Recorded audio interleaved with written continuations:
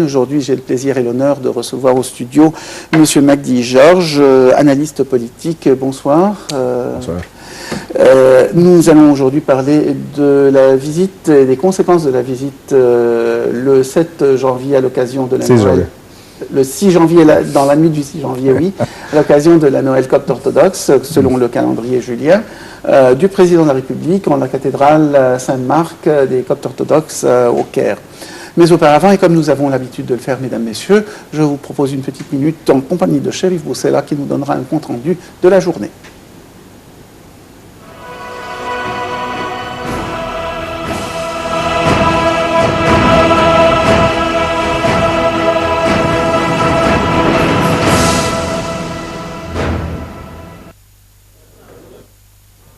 Le délai imparti par l'Égypte, l'Éthiopie et le Soudan pour la présentation des études techniques sur le barrage éthiopien de la Renaissance a été reporté pour la fin du mois de janvier.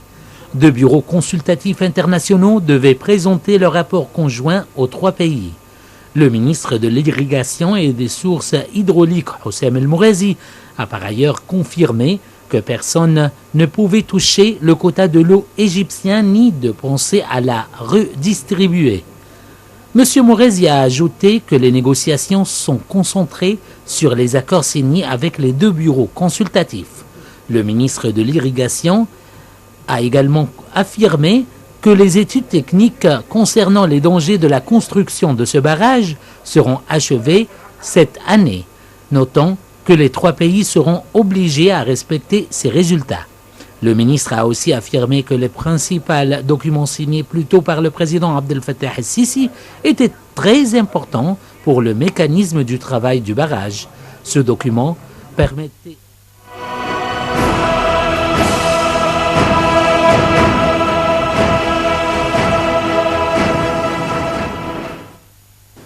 On se retrouve donc au studio en compagnie de Dr Magdi Georges, analyste politique, qui nous parlera des conséquences de la visite en l'église, en la cathédrale Sainte-Marc du Caire, du président el-Sisi à l'occasion de la Noël copte. Encore une fois, bonsoir, Dr Georges. Bonsoir. Pour la deuxième année consécutive, le président de la République a assisté à la messe de Noël en la cathédrale Sainte-Marc du Caire en présence du patriarche copte orthodoxe Théodoros II. Un geste inédit de la part d'un chef d'État. D'habitude, les présidents de République envoyaient dépêcher des délégués dans les églises. Croyez-vous que ce geste entrera désormais dans les mœurs présidentielles? Oui, tout à fait. Oui. Le président, avec l'acte qu'il a fait cette fois-ci, qu'il a refait, disons comme ça, et plus que ça, il a demandé que tout le cabinet ministériel soit présent. Eh bien, on va trouver que la plupart des ministres étaient présents durant la cérémonie. La façon de rentrer, la façon de discuter avec le peuple dans l'église, c'était une façon plus amicale, familière que quelqu'un qui vient simplement pour faire un protocole de visite. Et ça, je retrouve une nouvelle étape et un point de changement qui se fait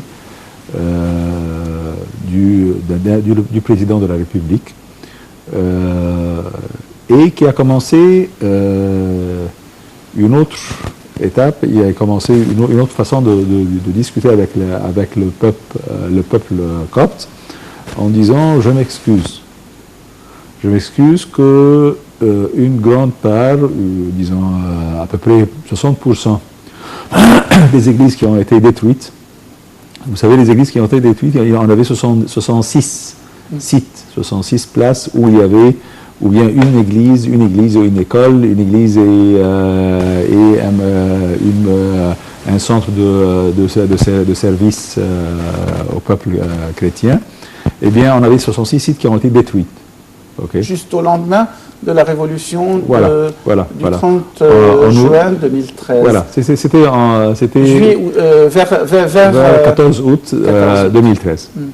Et ces 66 sites, elles étaient divisées, une part pour l'église des sites de l'église copte, une autre de l'église catholique, la protestante et l'adventiste. Eh bien, il y a eu ces 66 points qui ont été détruits. Et de ce temps, au commencement, l'armée a été responsable de 10 points, 10 points, et d'entre eux, il y avait... Responsable de quoi? De reconstruire? De reconstruire, la reconstruction. tout à fait, oui, tout à fait. Et ça, c'était la première étape. Et ça, c'était en fin 2013. On a commencé en fin 2013. On avait des écoles comme les franciscaines au Beni Suef, à Minia. Donc plusieurs écoles, oui, plusieurs sites. Oui. Et la deuxième étape, on l'avait fait il y a un an. Et on avait pris autres 10 points, 10 sites aussi. Et en fin de compte, on avait, nous, de notre part, le peuple de quelques points, ils avaient reconstruit par eux-mêmes. Vous êtes vous-même responsable au sein de l'Église? Je suis dans le Crisis Management Committee, la communauté de gestion des crises. Oui, oui. De l'Église, oui. copte orthodoxe. Oui. Mais quand on parle avec l'armée, on parle du... vous savez, il y a l'agglomération des églises égyptiennes. Okay, qui compte les 3 grandes branches de les 3 ou les 5, avec les Grecs orthodoxes et avec les Maronite. Eh bien, là, on a discuté avec eux comment on peut commencer nos démarches. On a commencé avec les premiers 10 points, les seconds 10 points, et on a fait de notre part 22 points. Ce qui manquait, c'était 24 points, dont il y a à peu près une trentaine de bâtiments, entre églises et centres et tout. Et là, ce que M. le Président a fait... Chaque site peut compter, comme vous l'avez dit, voilà, 2 ou 3 points. Oui. 2 ou 3, une église plus une école ou un centre de service, social, des choses comme ça. Oui. Et de là, c'est pour cela que, quand M. le Président était là, il y avait des points qui ont été détruits il y a 30 mois. Et jusqu'à maintenant, personne n'avait commencé à faire quelque chose. Et là, il était là, et il dit clairement devant tout le peuple copte, je m'excuse, nous nous excusons de ce qui a été, de ce délai pour ce longtemps qui a été fait, mais on vous promet que dans 12 mois, on va, au 7 janvier pour l'année prochaine, on va fêter ensemble que tous ces sites ont été reconstruits et mis en marche. Et franchement, je peux vous dire que ça c'était, je me souviens bien, c'était le mercredi soir. Le vendredi, j'ai commencé à recevoir des téléphones des responsables de l'armée qu'on va commencer immédiatement. On veut les plans, on veut tout pour commencer à faire notre responsabilité. Et le geste du président de la République aussi s'inscrit dans le cadre d'une sorte de leçon à donner aux extrémistes qui refusent de saluer, voire de souhaiter une bonne fête à des chrétiens. Oui, parce que vous avez maintenant l'armée égyptienne qui construit des églises. Oui. Simplement. Donc c'est une leçon donnée que rien n'empêche. C'est plus que dire bonne fête. Oui. Bien, docteur Georges, l'actuel Parlement compte pour la première fois depuis des décennies un nombre de chrétiens correspondant au poids démographique des chrétiens en Égypte selon les statistiques officielles qui donnaient jusqu'à la fin des années 90 lorsqu'ils donnaient des statistiques religieuses, à peu près 6% de la population. Croyez-vous que la méthode de scrutin qui a permis une telle évolution, une telle entrée des chrétiens sera adoptée définitivement, ou du moins jusqu'au jour où beaucoup de chrétiens, ou suffisamment de musulmans, pardon, pourront voter pour un candidat chrétien? Regardez, cette histoire, je veux dire qu'on ne peut pas toujours dire que le problème était dans on le met sur les épaules du gouvernement. Dans les dernières trentaine d'années, ou quarantaine d'années, depuis les 70, une grande part des Coptes se sont mis à part de la vie politique. Et c'était pas une décision officielle, mais c'était quelque chose qui a été fait entre eux, qu'on se sent qu'on n'a pas de place dans la vie politique. Ça a commencé sous Sadat. Ça a commencé dans le temps de Sadat, quand il a commencé à adopter les frères musulmans pour rentrer dans la vie égyptienne. Ça, c'est d'une part. De l'autre part... Donc, eux sont réticents, eux-mêmes ne se présentent pas tellement. Oui. Mais de l'autre part, quand vous êtes...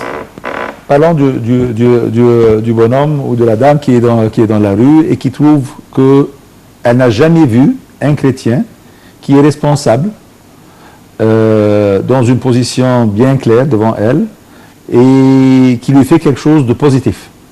Ok. Je vais vous dire le contraire.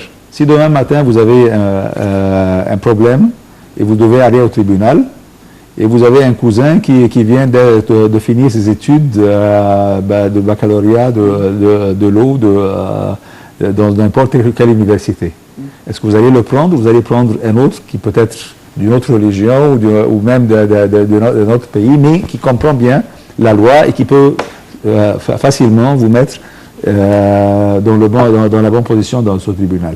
Non, vous préférez le plus compétent. Voilà. Eh bien, ça c'est l'idée. C'est que, d'une part, il y avait des extrémistes. D'une part, il y avait des idées qui étaient contre l'autre, celui qui n'est pas de ma religion. Ça, c'est d'une part. Mais de l'autre part, les gens n'ont pas trouvé devant eux des candidats chrétiens qui étaient bien clairs devant eux qu'ils font quelque chose pour le pays. Parce que, aussi, les chrétiens ont pris parce que d'une part, le faible nombre n'était pas compétent et la majorité s'abstenait. Parce qu'il y a eu une abstention, effectivement, par exemple, dans la ville de Migné, il aurait pu y avoir, il y a une dizaine d'années, un député copte à Migné.